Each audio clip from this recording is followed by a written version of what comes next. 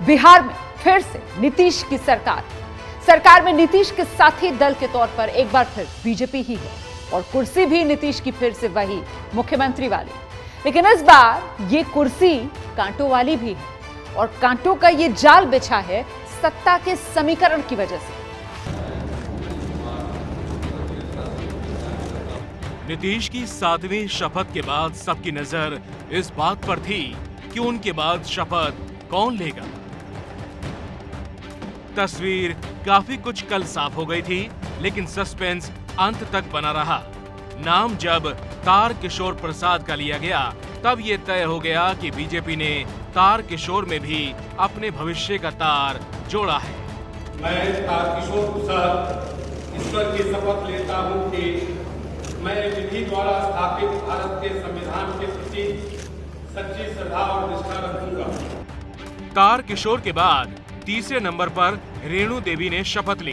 मैं रेणु देवी ईश्वर की शपथ लेती हूँ कि मैं विधि द्वारा स्थापित भारत के संविधान के प्रति सच्ची श्रद्धा और निष्ठा रखूंगी। और जब तारकिशोर की बगल में लगी कुर्सी पर रेणु देवी जाकर बैठ गई, तो पूरे देश को पता चल गया कि नीतीश के नीचे बीजेपी ने 2 नए चेहरों को डिप्टी सीएम की कुर्सी पर बैठाया है। तारकिशोर प्रसाद और रेणु देवी जब नीतीश की बगल में लगी कुर्सियों पर बैठने गए, तो नीतीश ने बैठे बैठे उन्हें इशारा करके बैठने के लिए कहा। बाद में जब जेडीयू के मंत्री शपथ लेकर उनसे मिलने गए, तो नीतीश ने स्वागत करते हुए उन्हें नीचे की ओर बैठने के लिए भेज दिया। इन तस्वीरों के मायने आप लगाते रहिए, लेकिन बीजेपी ने जो बदलाव किए हैं, उसकी गूंज बिहार की राजनीति में लंबे समय तक गूंजने वाली है। फिलहाल तो बीजेपी के दफ्तर में जश्न का माहौल दिख रहा है। 5 साल बाद तस्वीर ऐसी बदली है कि बीजेपी दफ्तर में आज जश्न है, उत्साह है। बीजेपी आज एक नई ताकत बनकर उभरी है। 74 विधानसभा सीटें मिली है। जेडीयू आज दूसरे नंबर की पार्टी है। अंदर में भूपेंद्र यादव हैं, देवेंद्र फडणवीस हैं। पार्टी दफ्तर में बैठकों का दौर जारी है। वहां पर सभी बड़े नेता मौजूद हैं और एक बहुत बड़ा दिन है बीजेपी के लिए। नंबर 2 बने तारकिशोर प्रसाद के शहर कटिहार में भी पटाखे फूट रहे हैं।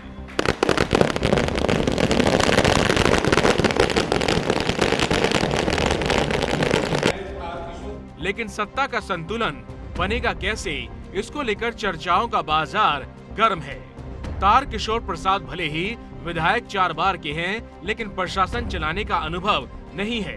पार्टी ने सीधे बदलाव के लिए सरकार में नंबर 2 और पार्टी में नंबर 1 की पोजीशन पर बैठा दिया है। हम लोगों में बड़ी अच्छी अंडरस्टैंडिंग है और हम लोगों में सब चीज विमर्श के साथ होता है और जो भी बातें होती है हम लोग आपस में बात करके उसका एक रास्ता निकालते हैं। तो क्या ये विधानसभा का अध्यक्ष पद देना आपको लगता है कि कहीं ना कहीं दबाव है? कोई दबाव नहीं है, क्योंकि अब तक आप ही रखते आए थे 15 सालों से। होता क्या है ना कि स्वाभाविक है, लोकतंत्र में संख्या बल तो महत्वपूर्ण होता ही है ना। तो संख्या है और उनकी चाहत, और इसमें कोई दिक्कत नहीं है। भारतीय जनता पार्टी के हमारे वहां पर स्पीकर रहेंगे, हमारे मुख्यमंत्री जी हैं, बहुत अच्छे ढंग से सरकार चलेगी। बीजेपी कैडर वाली पार्टी है, इसलिए ज्यादा दिक्कत की गुंजाइश होती नहीं। लेकिन ये बिहार है, जहां सत्ता का संतुलन प्रणाम करने और ना करने से ही बनता बिगड़ता है। जनता का फैसला है, उसी के अनुरूप फिर से एनडीए की सरकार बनी है। हम लोग मिलकर काम करेंगे, जनता की सेवा करते रहें, जनता की सेवा करते रहेंगे, यही हम लोगों का कर्तव्य है। ऐसे में जिस तरीके से बीजेपी ने बिहार में अपने पुराने बड़े नेताओं को ठिकाने लगाया, उसके बाद सब कुछ ठीक से चलेगा, डंके की चोट पर कहा नहीं जा सकता। जहां तक नीतीश कुमार का सवाल है, तो वो इस वक्त बीजेपी के सामने कमजोर पोजीशन में हैं। अब मजबूत होने के लिए क्या कर पाते हैं, देखना दिलचस्प होगा, क्योंकि सुशील मोदी वाली जोड़ी अब टूट चुकी है। अब नई जोड़ी के साथ सत्ता के सफर पर आगे जाना है। सरकार चलाना तो बाद की बात है, पहले तो सामंजस्य बैठाना ही बड़ी बात है। बिहार में इस बार नीतीश और सुशील मोदी की जोड़ी टूट गई। कभी इस जोड़ी को समर्थक राम लक्ष्मण की जोड़ी कहते थे, लेकिन सत्ता का समीकरण ऐसा बैठा कि सुशील बिहार सरकार से आउट हो गए।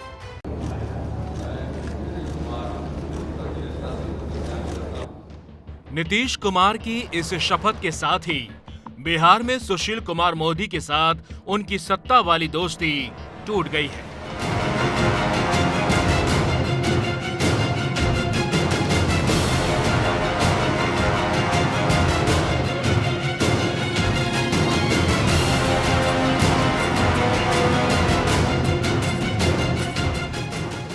इससे पहले जब जब बिहार में बीजेपी सरकार में शामिल हुई तब सुशील मोदी नंबर 2 की कुर्सी पर विराजमान हुए। लेकिन ये पहला मौका है जब नीतीश कुमार मुख्यमंत्री तो हैं, लेकिन उनके उप मुख्यमंत्री बदल चुके हैं। मैं तारकिशोर प्रसाद ईश्वर की शपथ लेता हूं कि मैं विधि द्वारा स्थापित भारत के संविधान के प्रति सच्ची श्रद्धा और निष्ठा रखूंगा। मैं रेणु देवी ईश्वर की शपथ लेती हूँ कि मैं विधि द्वारा स्थापित भारत के संविधान के प्रति सच्ची श्रद्धा और निष्ठा रखूंगी। सुशील मोदी के साथ नीतीश कुमार की केमिस्ट्री ऐसी रही है कि बिहार में दोनों को समर्थक राम और लक्ष्मण की जोड़ी मानते रहे। लेकिन आज दोपहर को जब बीजेपी के पूर्व अध्यक्ष गृह मंत्री अमित शाह पटना के पार्टी दफ्तर पहुंचे तो हर किसी की आंखें सुशील मोदी को तलाश रही थी, लेकिन सुशील मोदी कैमरे पर नहीं दिखे।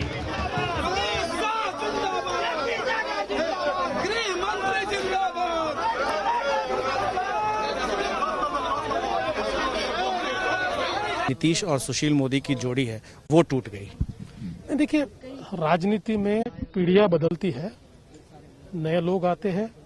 भारतीय जनता पार्टी में ये पद्धति भी है। सुशील जी हमारे बड़े नेता है, बहुत अच्छा काम उन्होंने किया है और मुझे अपेक्षा है कि उनको और कोई जिम्मेदारी मिलेगी। जिम्मेदारियां बदलती है।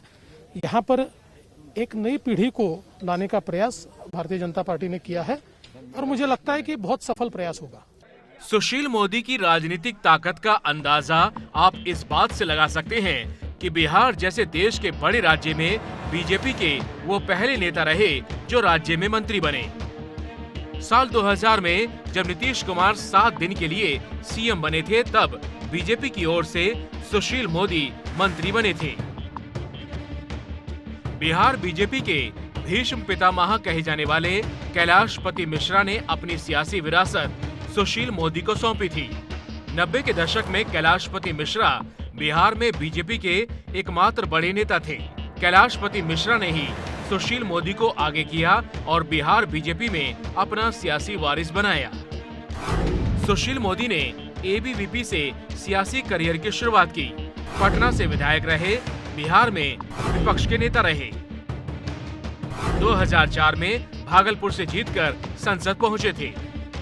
2005 में जब सरकार बनी तो सुशील मोदी को दिल्ली से बुलाकर पटना में डिप्टी सीएम पद की शपथ दिलवाई गई थी।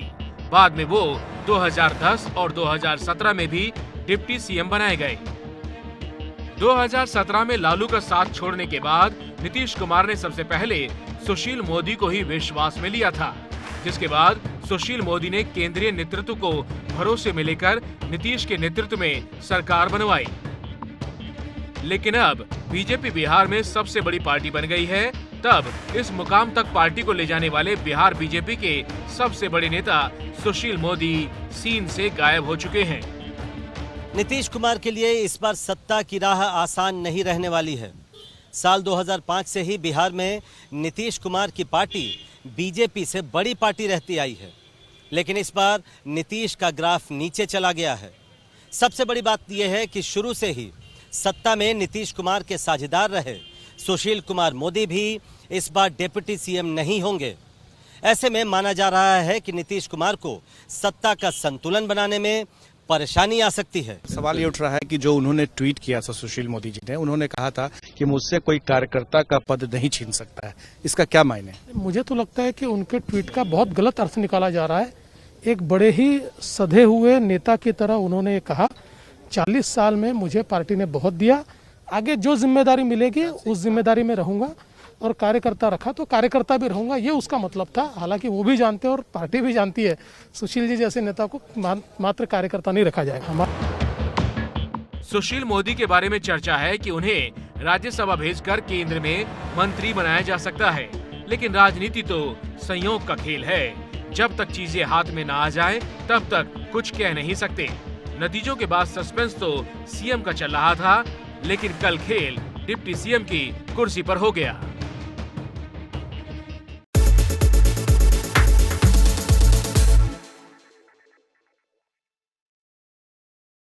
एबीपी न्यूज आपको रखे आगे।